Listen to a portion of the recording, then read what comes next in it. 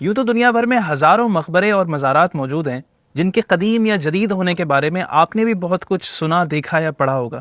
پاکستان سمیت دنیا بھر میں موجود اولیاء کرام کے مزارات پر ڈیلی بیسس پر ہزاروں لاکھوں لوگ حاضری دیتے ہیں، عقیدت کا اظہار کرتے ہیں۔ لیکن علماء کرام نے ان مقدس مقامات پر حاضری دینے کے بھی کچھ آداب بیان کیے ہیں۔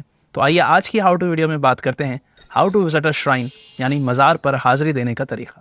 جب بھی کسی ولی یا بزرگ کے مزار پر حاضری دیں تو کوشش کریں کہ باوضو ہو کر حاضر ہوں، صاحب مزار کے قدموں کی طرف سے داخل ہوں، کیونکہ دیکھا جاتا ہے کہ لوگ رش کی وجہ سے یا پھر جلدی کے سبب کہیں بھی کسی بھی ڈائریکشن سے مزار کے اندر گھسنے کی کوشش کرتے ہیں اور گھس بھی جاتے ہیں۔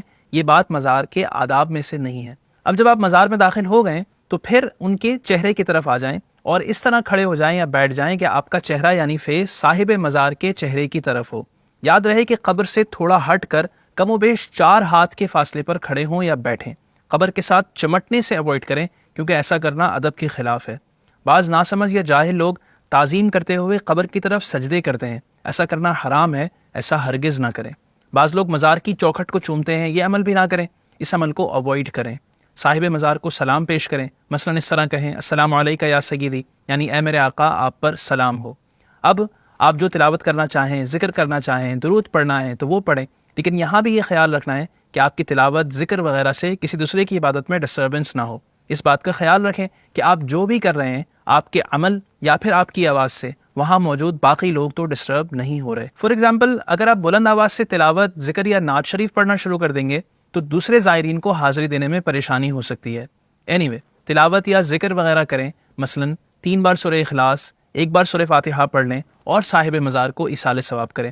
پھر اگر کوئی حاجت پیش کرنی ہے تو اس کا طریقہ یہ ہے کہ ان صاحب مزار کے وسیلے سے اللہ پاک کی بارگاہ میں عرض کریں۔ فار ایگزامپل، اے اللہ، جس ولی کی بارگاہ میں حاضر ہوں ان کے صدقے سے میرا فلاں فلاں مسئلہ حل فرما دے یا میری حاجت پوری کر دے۔ امام شافعی رحمۃ اللہ علیہ فرماتے ہیں کہ مجھے جب پریشانی ہوتی ہے تو میں امام اعظم ابو حنیفہ رضی اللہ عنہ کے مزار پر جاتا ہوں، وہاں جا کر 2 رکعت نفل ادا کرتا ہوں اور پھر ان کے وسیلے سے دعا مانگتا ہوں، وہاں سے اٹھتا نہیں کہ میری حاجت پوری ہو جاتی ہے۔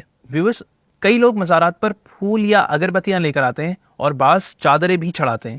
جہاں تک پھول ڈالنے کا مسئلہ ہے تو حدیث میں اس کی اصل ملتی ہے کہ قبر پر اگر کوئی بھی اس طرح کی تر چیز یعنی پھول، پتے یا شاخ رکھیں تو جب تک وہ تر رہے گی اللہ پاک کی تسبیح کرے گی، اور جب وہ تسبیح کرے گی تو برکت و رحمت نازل ہوتی رہے گی۔ تو اس طرح پھول پیش کرنا تو درست ہے۔ اگربتی کے حوالے سے ذہن میں رکھیں کہ قبر پر اگربتی لگانا منع ہے، کیونکہ اس میں ایک طرح سے آگ لگی ہوتی ہے جس سے قبر والے کو تکلیف ہوتی ہے۔ ہاں، قبر سے ہٹ کر آپ اگربتی لگا سکتے ہیں، لیکن اس میں صاحب مزار کو خوشبو پہنچانے کی نیت نہ ہو، کیونکہ اس خوشبو کی نہ ان کو کوئی ضرورت ہے، نہ فائدہ ہے، نہ اثر ہے۔ ہاں، دیگر زائرین کے لیے ان کو راحت پہنچانے کے لیے، سراؤنڈنگ کو خوشبودار بنانے کے لیے اگر کسی طرف اگربتی لگا لی جائے تو اس میں کوئی حرج نہیں ہے۔ بعض لوگ معاذ اللہ مزارات پر ڈھول بجاتے ہوئے اور شور شرابہ کرتے ہوئے چادریں لاتے ہیں۔ یہ سخت ناجائز اور گناہ کا کام ہے، کیونکہ وہ صاحب مزار جنہوں نے ساری زندگی اللہ کی خوشنودی اور انسانی خدمت میں گزاری، انہیں آپ کے اس میوزیکل ٹریبیوٹ کی کوئی ضرورت نہیں ہے۔ یہ ناپسندیدہ عمل ہے، ایسا بالکل نہ کریں۔ ویورز، جب مزار سے لوٹیں تو الٹے قدموں پلٹیں تاکہ مزار شریف کو پیٹھ نہ ہو۔ بعض مزارات پر کم علمی، لا علمی یا پھر ان اویئرنیس کے باعث عرس کے نام پر کئی غیر شرعی کام کیے جاتے ہیں۔ فار ایگزامپل، ڈھول تماشے، میلے، مرد و خواتین کی مکسنگ وغیرہ۔ اور جہاں تک خواتین کے مزارات پر جانے کی بات ہے تو ویسے بھی خواتین کو مزار پر جانے کی اجازت نہیں کہ اس میں فتنے کا خوف ہے۔ ان کے لیے افضل یہی ہے کہ وہ اپنے گھر سے ایصال ثواب کریں، کسی بھی طرح فتنے سے گریز کریں۔ امید ہے آج کی ویڈیو سے آپ نے بہت کچھ سیکھا ہوگا۔ اللہ پاک ہمیں مزارات اولیاء کا احترام کرنے کی توفیق عطا فرمائے۔ ہماری نیکسٹ ویڈیو کا انتظار کیجیے۔ ویڈیو کو شیئر کرنا نہ بھولیں اور ہمارے چینل کو بھی سبسکرائب کر لیجیے۔ السلام علیکم ورحمۃ اللہ وبرکاتہ۔